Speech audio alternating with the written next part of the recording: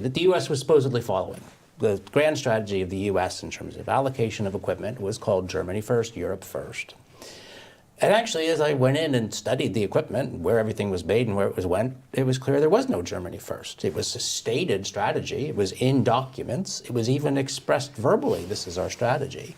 But there was no attempt in the slightest to enforce it. There was no attempt to monitor it, to say this was Germany first. In fact, if you look at the equipment and where it goes, what the U.S. makes, it's really a 50-50 war between Europe and the Pacific. And so I thought, well, what the heck? Why is that? Why do we assume there's this strategy and there's not? And that started me thinking on a few things. One, you know, if you have to write a strategy down, it's because you're not that important. The leaders don't write their strategies. The Roosevelts, the Hitlers, the Churchills, they very rarely have to write anything down because they're making a decision. So we want to go look at what they're doing and deciding. And indeed, so from looking at Roosevelt, if you look at what Roosevelt was doing, he was very much crafting the war in his own image of how a war should be fought.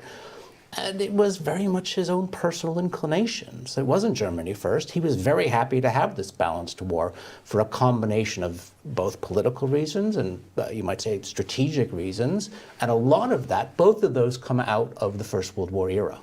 It was clear to me.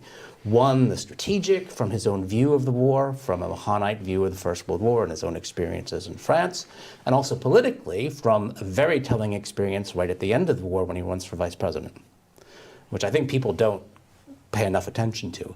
When he runs for vice president in 1920 and is humiliated, he is, from that point, probably the most hyper-political person when it comes to foreign and strategic policy that he is doing. And he's not going to do anything in his mind that is politically too risky. And that's why, actually, he likes the balanced war. So, but to be clear, I mean, the book is about Roosevelt, and I think a lot